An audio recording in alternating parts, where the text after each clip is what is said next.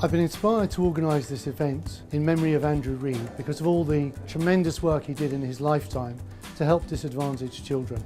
Well, I think the debate tonight is a real opportunity for people to understand the Reid's model and how that can be successful in creating opportunities for disadvantaged young people in society today.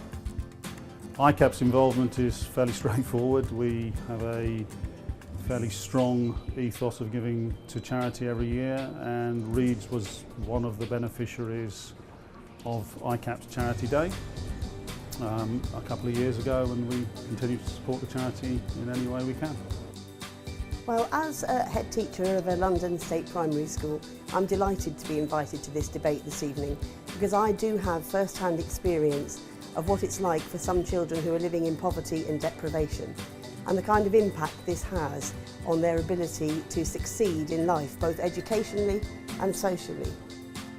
Well, I was very keen to be involved in the Andrew Reid debate, first and foremost because I'm an old boy. Secondly, my opportunities that I had at the school were fantastic, not only from a tennis point of view, but from an educational point of view. So certainly I was keen to support tonight and really looking forward to it.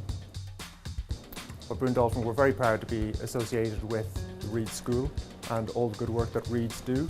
We've worked with Reid's over a number of years, both in terms of supporting fundraising in the city and networking in the city, but also with a number of bursaries that we do over the last number of years through the Reid School Foundation, which has been fantastic for us and clearly for the students who've benefited from that.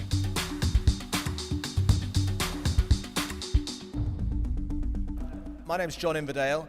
I work at the BBC, if that's not an oxymoron, and I'm delighted to be able to facilitate this Andrew Reid debate because it's centred around a school that is a phenomenal place of education. So, without further ado, I'm going to ask the headmaster to say a few words. David.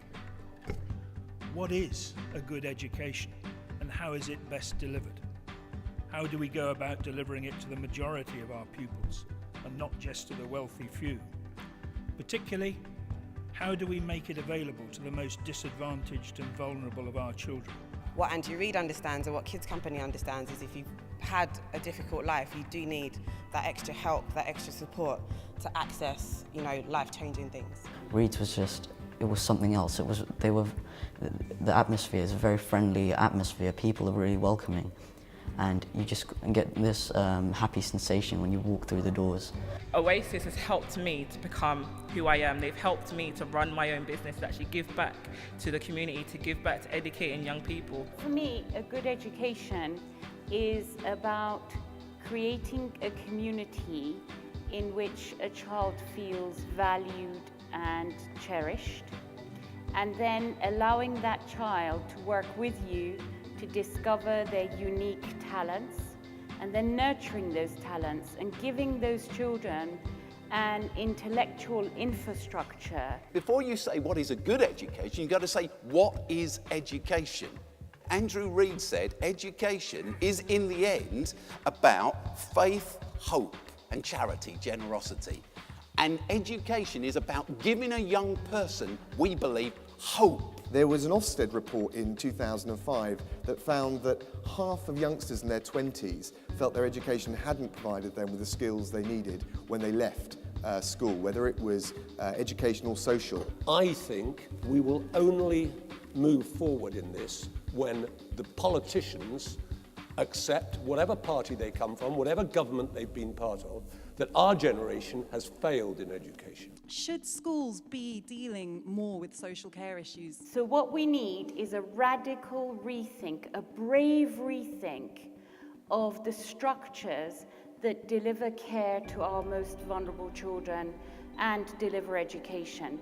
And part of that may be a fusion of social care, child mental health, and education. I was really struck by the news yesterday about an OECD report which said quite categorically that there's nothing inevitable about the weaker academic performance of poorer pupils.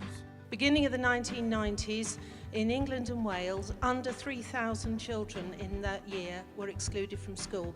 By the end of the 1990s, it was 13,000. The majority of parents that send their kids to school actually don't want teachers becoming surrogate parents.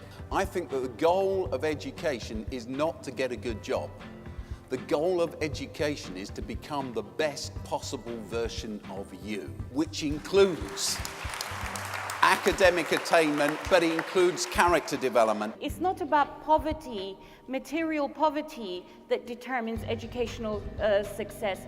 It's about the infrastructure of someone's emotional well-being, and that's the prerequisite for success. I think we neglect to emphasise the importance of educating the parents first. I would do two things. One is I think it should be more difficult to get into teaching. When you do get into teaching, you have got to pay teachers better. I'd like to see the best teachers paid more, but then you have to introduce payment by results. There is not a bottomless pit of money. This country is broke, and we could all stand here and ask for more money, but at the end of the day, responsible policymakers need to be realistic. The best teachers don't do it for the money. They do it because they actually love communities and kids. And I'd point you, therefore, to Andrew Reid. He was driven by a vision that was a fire inside him. What we have to do is listen to those people, I believe, in society with this vision and this passion and resource them.